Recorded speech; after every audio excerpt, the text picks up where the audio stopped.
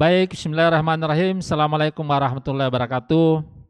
Alhamdulillah wa syukur wa la hawla wa la quwata illa billahil adzim. Adik-adik yang masih tetap eksis di channel 040 Fakultas Hukum. Fakultas Hukum tumbuh tangguh dan unggul. Ya. Adik-adik semua, insya Allah materi K2 kita pada sesi ini itu akan diantarkan oleh Bapak Effendi, Sarjana Hukum, Magister Hukum. Sedikit biodata beliau saya ingin kemukakan dari sekian banyak prestasi yang telah diukir, karena beliau ini sudah melanglang buana dari Sabang sampai Merauke. Ya. Terakhir saya ketemu beliau ketika menjabat Kepala Kejaksaan Tinggi, kalau tidak salah di PD Aceh. Baik, nama lengkap beliau adalah Effendi, Sarjana Hukum, Magister Hukum. Tempat tanggal lahir Sidenren Rapang, tanggal 15 April 1973. Ya, jadi beliau ini satu bumi dengan Nenek Malomo. Ya. Pendidikan terakhir, program Pasca Sarjana S2 Universitas Muslim Indonesia Makassar. Dan insya Allah pendidikan doktoral beliau segera menyusul. Pendidikan kedinasan, pendidikan jaksa tahun 2001, Diklat PIM 3 tahun 2009, Diklat PIM 2 tahun 2020. Golongan pangkat jabatan beliau Jaksa Utama Pratama 4B. Jabatan saat ini adalah Kasubdit Pengembangan Sumber Daya Teknologi Informasi di Kejaksaan Agung Republik Indonesia.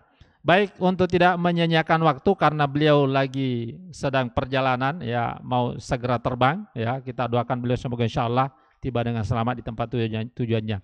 Mari kita persilakan langsung dengan hormat Bapak Effendi, Sarjana Hukum, Magister Hukum untuk menyampaikan materinya. Disilakan Pak. Moderator Bapak Dr. Askari Rasak, SHMH. Apa suara saya bisa didengar dengan jelas? Sangat jelas, Pak Jaksa, sangat jelas. Alhamdulillah. Bismillahirrahmanirrahim. Alhamdulillahirabbil alamin. Wassalatu wassalamu ala asrafil anbiya wal mursalin wa ala alihi wa ashabi ajmain. Qala Allah Ta'ala fil Qur'anil Karim, a'udzubillahi minasyaitonir rajim. Bismillahirrahmanirrahim. In ahsantum li anfusikum wa in asatum falaha. Yang artinya sesungguhnya barang siapa yang berbuat baik, maka sungguh kebaikan itu akan kembali kepada dirinya sendiri, kepada keluarga kita, orang tua kita, saudara-saudara kita. Dan sebaliknya, barang siapa yang berbuat buruk, maka sungguh merugilah mereka, karena keburukan itu akan kembali kepada diri sendiri. Oleh karena itu, pada kesempatan hari ini, mari kita mengucapkan syukur alhamdulillah, karena hari ini kita masih diberikan nikmat oleh Allah, dan terutama masih diberikan nikmat-nikmat kebaikan, sehingga kita bisa bertemu walaupun suasana ruang yang terbatas, waktu dan jarak yang terbatas, kita masih tetap melaksanakan pertemuan untuk memperkokoh tali silaturahim sebagai mahasiswa dan sebagai alumni. Yang saya hormati dan saya banggakan moderator Bapak Dr. Askari Rasak, dan yang saya cintai dan saya hormati para guru besar yang ikut atau hadir dalam daring ini, para dosen, para staf Fakultas Hukum Universitas Muslim Indonesia. Yang saya cintai dan saya banggakan juga kepada adik-adik mahasiswa Fakultas Hukum Universitas Muslim Indonesia yang hadir pada hari ini mengikuti daring. Saya ingin katakan sangat berbangga dan mengucapkan selamat kepada adik-adik sekalian bergabung di Universitas Indonesia, karena saya yakin adik tidak salah pilih. Karena kita tahu bahwa Universitas Muslim Indonesia Fakultas Hukum itu daya saingnya cukup tinggi, dapat bersaing dengan perguruan-perguruan tinggi ternama di seluruh Indonesia, termasuk di taraf internasional.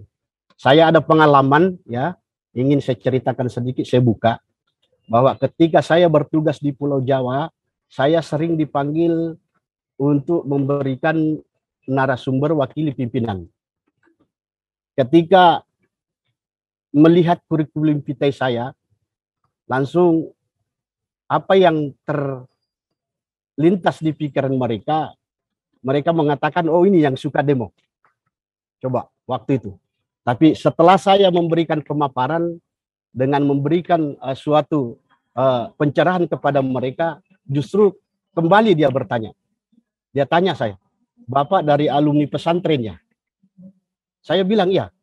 Saya dari alumni pesantren Universitas Muslim Indonesia, pesantren kilat 1, pesantren kilat 2, pesantren kilat 3 dan 4. Nah, inilah kelebihan daripada Universitas Muslim Indonesia. Ada keseimbangan antara ilmu, pengetahuan, iman, dan takwa. Sehingga dimanapun kita berada, alumni Universitas Muslim Indonesia selalu diperhitungkan. Itu barangkali sekedar gambaran, sehingga harapan kami ada semangat kepada adik-adik ini untuk tetap kuliah, untuk tetap belajar di Universitas Indonesia. Baik, sesuai dengan judul ya yang disampaikan oleh panitia yang akan kita bahas pada hari ini, yaitu legalitas ya persidangan online ya dalam persidangan pidana. Sebagaimana kita ketahui ya bahwa pandemi COVID sejak awal 2020 sampai dengan sekarang itu sangat-sangat memberikan dampak kehidupan bagi manusia. Ya. Kita dibatasi ya. Biasanya kita tidak terbatas, akhirnya dibatasi. Contoh hari ini kita biasanya belajar dalam ruangan. Tapi kenyataannya kita dibatasi dengan virtual. Ya. Kita dibatasi dengan daring. Kemudian bagaimana misalnya orang bekerja biasanya dari kantor. Ya, sekarang sudah ada pembagian, ada yang dari kantor, ada yang dari rumah. WFH dan FO.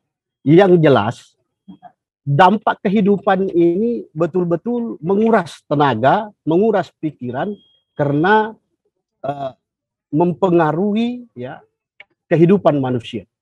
Apakah itu di bidang sosial, bidang ekonomi, ya, termasuk budaya, dan termasuk dalam proses penegakan hukum persidangan online. Kalau kita melihat bahwa praktek-praktek sebelumnya, sebelum pandemi itu secara konvensional, bagaimana misalnya tidak ada batas antara terdakwa, jaksa, hakim, ya, caturwangsa, ya, termasuk penasihat hukum itu tidak ada batas-batas tertentu. Tapi setelah pandemi ini, yang sejak 2020 sampai dengan sekarang, mengharuskan kita ya harus mengambil suatu tindakan, mengambil suatu kebijakan, mengharuskan pemerintah ya mulai dari presiden ya sampai kementerian lembaga sampai di tingkat provinsi kabupaten kota harus ya mengambil suatu langkah-langkah bagaimana menjamin kesejahteraan keselamatan daripada masyarakat. Recording in progress. Nah, ini yang harus kita ketahui bersama bahwa dengan pertimbangan-pertimbangan ini termasuk dalam proses penegakan hukum bagaimana lembaga penegakan hukum itu terlindungi termasuk pencari keadilan. Apakah itu terdakwanya, apakah itu PH-nya, termasuk masyarakat ya yang ingin mencari keadilan, termasuk juga perlindungan terhadap pegawai-pegawai ya, pegawai peradilan ya, pegawai pengadilan, pegawai kejaksaan, pegawai rutan. Nah, inilah yang mendasari sehingga terbitlah suatu pedoman ya kebijakan yang diambil oleh Mahkamah Agung dengan surat edaran Mahkamah Agung nomor 1 2020 tentang pedoman pelaksanaan tugas Mahkamah Agung selama pandemi, termasuk peradilan yang ada di bawahnya. Begitupun dengan Kejaksaan Agung, dikeluarkan kebijakan tentang pelaksanaan tugas ya selama pandemi, tugas dan kewenangan selama pandemi melalui instruksi Jaksa Agung dan surat edaran Jaksa Agung ya untuk optimalisasi pelaksanaan tugas dan fungsi. Termasuk juga dengan dikeluarkannya MOU antara Mahkamah Agung, Kepolisian, Kejaksaan Agung, dan Kementerian Hukum dan HAM ya dalam hal ini Dirjen Pemasyarakatan.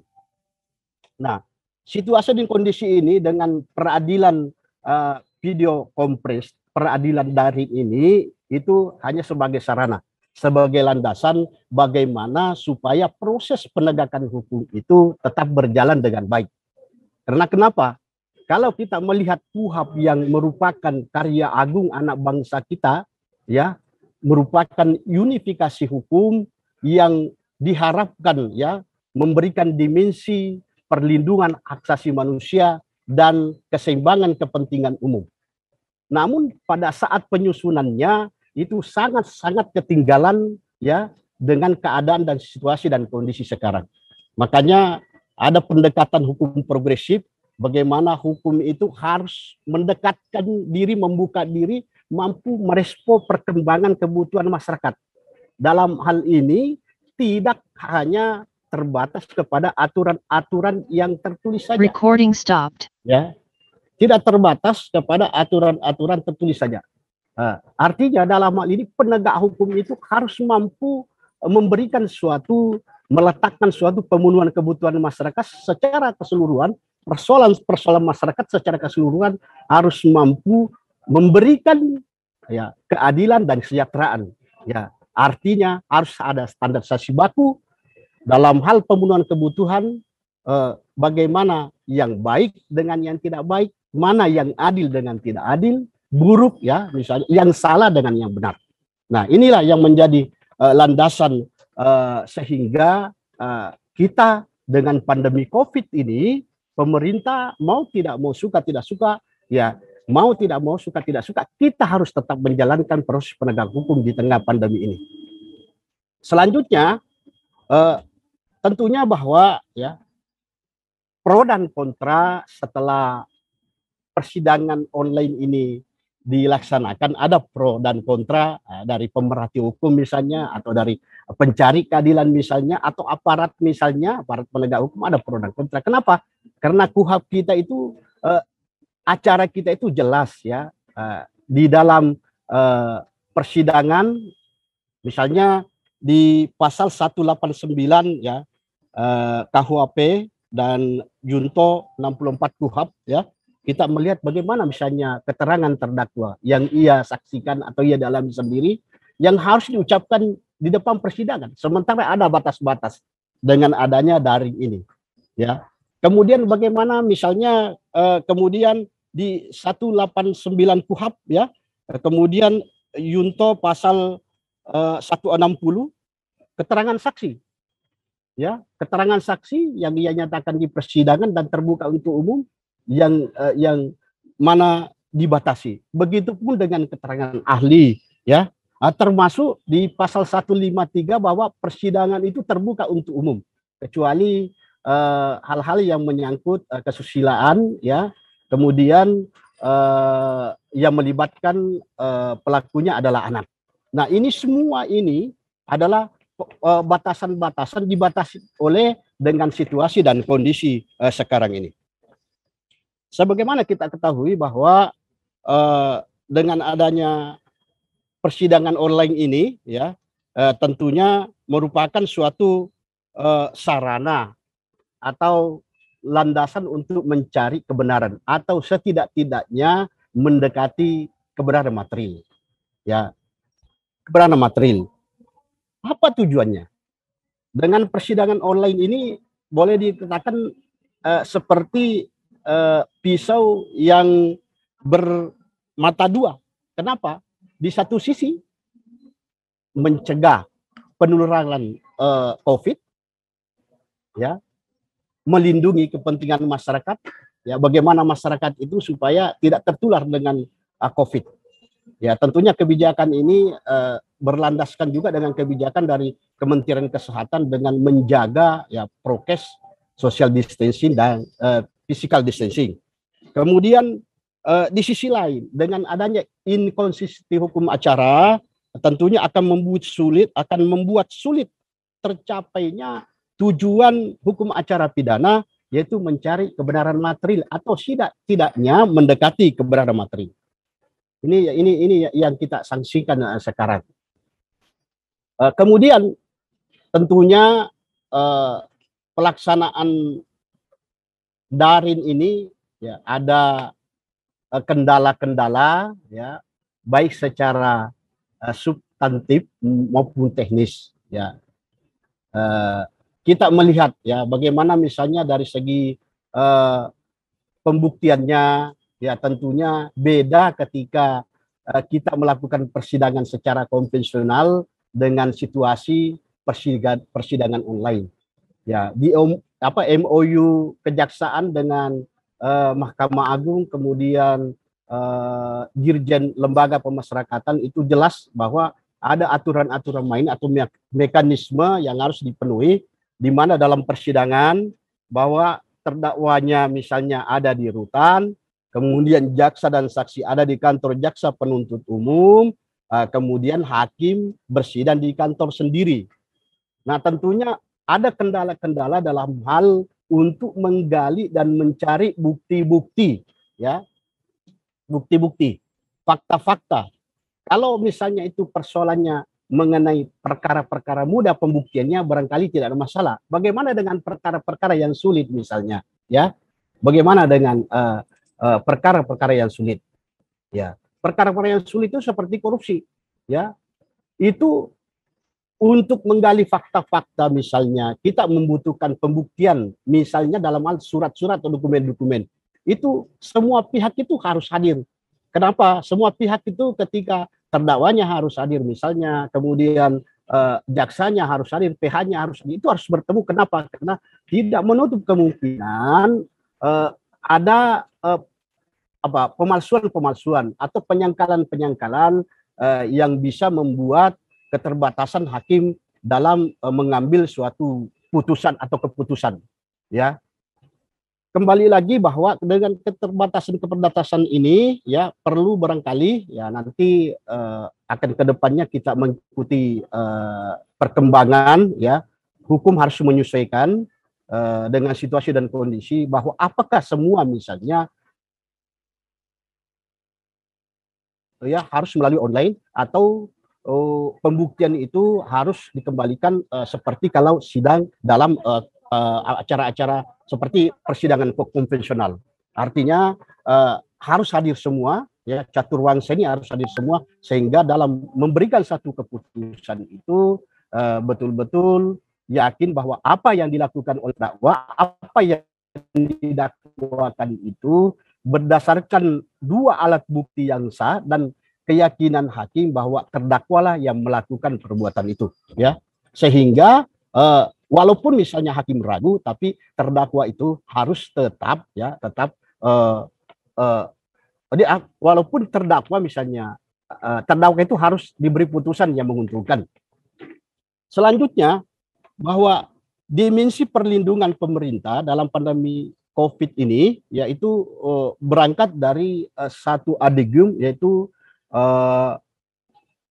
kita melihat bahwa adigium tersebut yaitu salus ya, populis suprema lex secto, keselamatan masyarakat adalah hukum tertinggi. Inilah yang dijadikan dasar dengan maksud dan tujuan memberikan perlindungan yang sangat tinggi ya, perlindungan yang betul-betul menyeluruh kepada seluruh masyarakat, sehingga wabah, sehingga penularan itu dapat minimalisir atau minimal dapat dikurangi. Dalam hal pembuktian, kita melihat bahwa untuk memaksimalkan penggalian ya fakta-fakta atau menggali bukti-bukti yang ada ya, tentunya dengan online ini ada terbatas dengan online ini ada keterbatasan. Kenapa saya katakan ada keterbatasan? Karena tidak menutup kemungkinan dengan adanya akses yang terbatas, karena hanya yang berpakara saja yang bisa mengakses.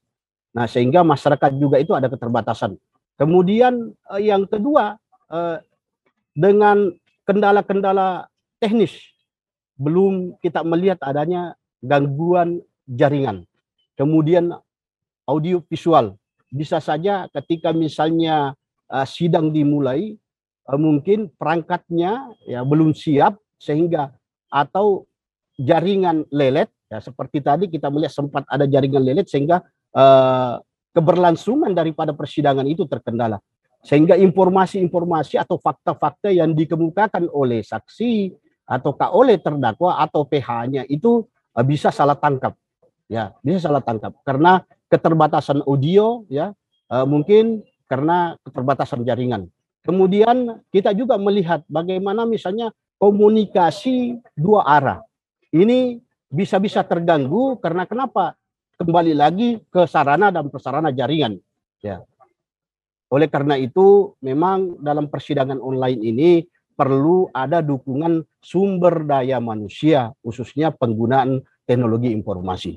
Jadi sekali lagi di waktu yang sangat singkat ini dengan keterbatasannya ada, mungkin ini hanya sekedar pengantar, mungkin pada saat session berikutnya untuk diskusi tanya jawab kita akan lebih membahas lebih dalam lagi tentang legalitas dari persidangan formal ini. Ini yang saya bisa sampaikan ya kepada adik-adikku sekalian sebagai pengantar. Mudah-mudahan ada manfaatnya. Kalau ada yang salah ya, yang hilaf itu murni datangnya dari saya, karena sesungguhnya kebenaran adalah mutlak milik Allah. Ini yang saya bisa sampaikan. Untuk itu saya kembalikan kepada moderator. Saya koreksi sedikit moderator bahwa saya kepala Kejaksaan Negeri PD, bukan kepala Kejaksaan Tinggi ya. Siap. Ini Doa. barangkali ya. Mohon maaf. Berdoa amin. Ya. Ini yang saya bisa sampaikan. Untuk itu saya kembalikan kepada moderator Bapak Dr. Askari Rasak. Silakan Pak. Baik, terima kasih Bapak Effendi Sarjana Hukum, Magister Hukum. Beliau sudah memaparkan materinya walaupun ketersediaan waktu yang sangat-sangat singkat, tetapi beliau dengan sangat paripurna bisa menyampaikan secara komprehensif, holistik, materi-materi yang sangat luar biasa. Ada 3 yang saya catat sebagai headline dari apa yang dikemukakan beliau sebelum saya persilahkan adik-adik untuk berinteraksi dengan Bapak narasumber kita. Yang pertama, bahwa hadirnya persidangan online sebetulnya salah satu alasannya adalah karena kondisi pandemi COVID-19. Ya. Yang kedua, tadi beliau memaparkan bahwa memang dalam pelaksananya masih terdapat beberapa hal yang tentu saja perlu diperbaiki, disempurnakan dalam rangka memenuhi kebutuhan sistem peradilan pidana di Indonesia. Dan yang terakhir yang saya catat sebagai satu hal yang sangat luar biasa adalah bahwa kehadiran persidangan secara online ini tentu dapat dipandang sebagai suatu kriterium hadirnya sistem peradilan yang modern dalam criminal justice system di Indonesia.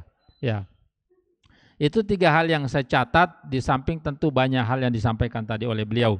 Saya mempersilahkan adik-adik untuk mengajukan pertanyaan, dan pemateri kita kali ini adalah alumni UMI 24 karat ya. Jadi ini adalah stimulus bagi Anda untuk bisa melihat dan bagaimana menjadi pemicu bagi adik-adik semua untuk bisa mengikuti jejak beliau sebagai senior-senior Anda yang bisa mengukir prestasi di tingkat nasional. Silakan adik-adik, ada beberapa hal yang mengajukan pertanyaan.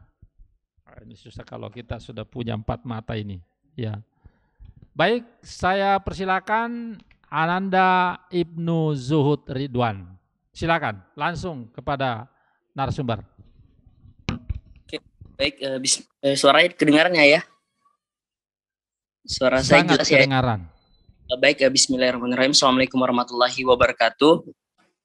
Alhamdulillah, salatu wassalamu ala asrofil hamdi wal mursalin, Sayyidina Muhammad wa ala alihi wa sahbihi ajma'in amma ba'd. Sebelumnya terima kasih banyak Ayahanda moderator, dan terima kasih banyak pada Ayahanda sekaligus senior yang telah menyampaikan materi yang sangat edukatif dan inspiratif. Mungkin pertanyaan saya lebih kepada kondisi yang terjadi atau kasus yang kemudian menghadirkan kontroversi, yaitu kasusnya misalnya Habib Rizik, Ayahanda moderator. Karena kalau kita lihat kasusnya Habib Rizik itu kan ada perdebatan di situ karena sidangnya online, tapi ternyata terdakwa ngotot untuk mau dihadirkan secara offline karena merasa bahwa sidang online itu tidak bisa menjamin apa yang kemudian dia ingin sampaikan itu tersampaikan kepada majelis hakim. Dan dia juga berdasarkan bahwa ada persidangan dihadiri oleh salah satu polisi, jenderal polisi, kombes atau kolonel atau siapa saya lupa, bahwa dia Napoleon Bonaparte itu hadir. Nah, jadi ada tumpang tindih, tapi akhirnya juga dihadirkan di persidangan.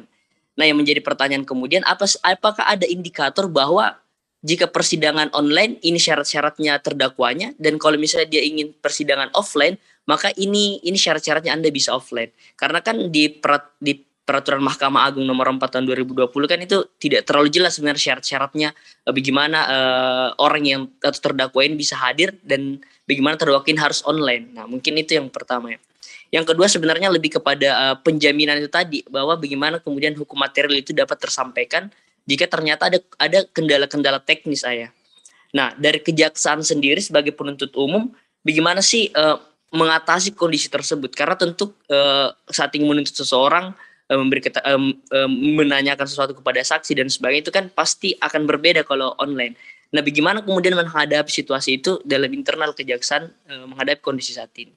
Nah, mungkin dua saja. Terima kasih kesempatannya. Sekian. Assalamualaikum warahmatullahi wabarakatuh. Waalaikumsalam warahmatullahi wabarakatuh. Terima kasih Saudara Ibnu. Ya, ini pertanyaan yang luar biasa kepada Bapak narasumber. Silakan langsung Pak narasumber. Langsung ya. Terima kasih moderator. Saya sangat mengapresiasi pertanyaan dari Ibnu Suhud ya. Memang kalau kita melihat situasi dan kondisi yang sekarang, bahwa perma atau surat edaran Mahkamah Agung itu sebenarnya itu hanya sebagai prinsip dasar. Jadi tidak semua harus dilaksanakan ya. Tentunya kriterianya yang jelas berangkat dari satu pertimbangan bahwa salus populis suprema lex esto inilah yang dijadikan sebagai dasar pertimbangan. Artinya keselamatan dengan pandemi ini adalah yang diutamakan ya. Memang sangat-sangat kita menyaksikan bagaimana persidangan misalnya ada yang mengikuti secara online, ada yang menuntut untuk dihadirkan di persidangan. Nah, kalau misalnya seperti itu, seperti yang kita lakukan kemarin itu sudah ada jaminan ya dari semua yang terlibat dalam penanganan termasuk kesehatan dalam hal ini Satgas Covid. Kita harus ada jaminan di situ bahwa dengan persidangan yang kita lakukan ini betul-betul bisa menjamin bahwa tidak terjadi penularan Covid. Jadi pada prinsipnya bahwa surat edaran ini hanya sebagai prinsip dasar atau landasan, dan memang saya akui bahwa memang ada kendala-kendala ya, masih ada kekurangan-kekurangan, dan kita harus sebetulnya melihat bahwa ini adalah suatu terobosan hukum, harus breaking dalam criminal justice system, bahwa dengan situasi dan kondisi ya kita melihat mungkin saya membaca ya salah satu usul Jaksa Agung itu agar ditinjau khususnya dalam hal pembuktian, karena memang kalau kita melihat bahwa ada kendala-kendala ketika kita ingin mencari, ketika ingin menggali fakta-fakta persidangan karena keterbatasan ruang dan waktu. Misalnya terdakwanya di rutan, kemudian jaksanya ada di kantor, hakimnya ada di pengadilan. Siapa yang bisa mengetahui pada saat itu bahwa ketika misalnya terdakwa berbohong? Nah, itu agak sulit untuk kita ini melihat mungkin pengalaman-pengalaman kita sidang misalnya baru dilihat dari gerak-gerik, kita sudah melihat bahwa ini terjadi suatu penyangkalan atau ini terjadi suatu manipulasi atau ada keterangan yang palsu. Tapi dengan keterbatasan yang ada, sehingga kita juga tidak maksimal untuk menggali atau mencari nilai-nilai atau fakta-fakta di persidangan yang dilakukan oleh terdakwa, sehingga putusan yang dikeluarkan oleh hakim atau tuntutan yang diajukan oleh jaksa itu kurang maksimal, tidak seperti ketika kita laksanakan persidangan konvensional. Ini barangkali yang saya bisa sampaikan. Terima kasih. Baik, terima kasih Bapak narasumber. Kita masih ada waktu 10 menit. Kalau ada di antara adik-adik yang masih ingin menggali materi yang disampaikan oleh beliau, saya kira ini kesempatan sangat berharga. Ya, tapi kalau tidak ada, saya kira kita juga membuka ruang kesempatan. Oh, ada satu, mohon izin Pak narasumber, Amrul Said. Ya, langsung saja, singkat, jelas. Ya, singkat, tegas dan jelas. Sintelas. Ya, langsung.